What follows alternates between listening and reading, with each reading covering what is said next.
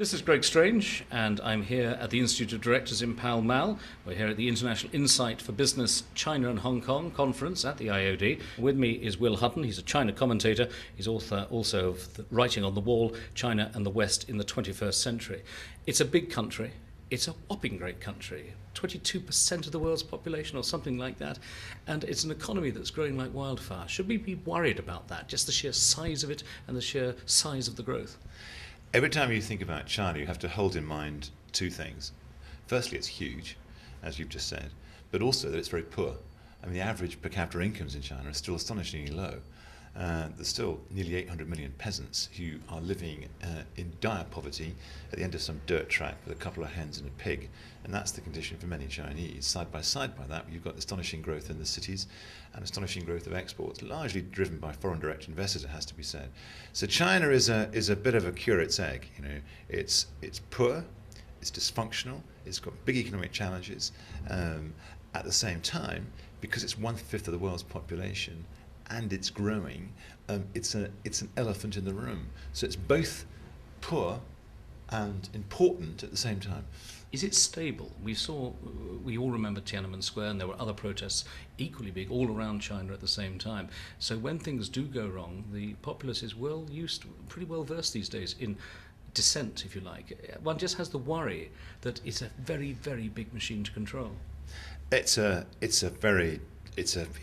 hugely variegated country. I mean, never forget that in the 1910s, 20s, and 30s, it broke down into a series of warring warlords. It was a very feudal situation. It was like medieval Europe, and that was China only 50, 60, 70 years ago.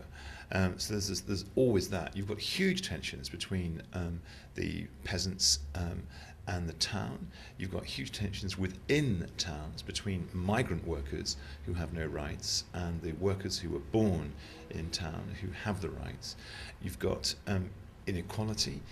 You've got corruption is endemic. There are 70 million members of the party. Nearly half of them don't get regularly paid and actually look for bribes in order to compensate for the fact they're not paid. I mean, you know, this is contemporary China. That's just one snapshot. But that's not a reason, you say, for not doing business with China, quite the reverse. I think that China has to be engaged with. I think that China has been enormously successful in getting from where it was, which was, I mean, unbelievable after Mao died, to where it currently is. I mean, it's an incredible story. 400 million people out of poverty, export growth of 25%, the world's biggest exporter next year. I mean, my God, to do that in 30 years is something.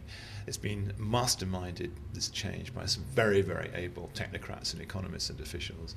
And there's now another phase of growth, I think, but it's going to be much more complicated, and it requires much more sophisticated interventions and construction of a kind of institutions, rule of law, proper accountancy, proper audit, proper corporate governance, proper press scrutiny, checks and balances in the government system, proper examinations for promotion inside the bureaucracy, independent universities. I mean, you name it, they need to have it.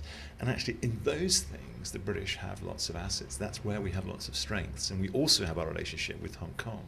So we have a way in.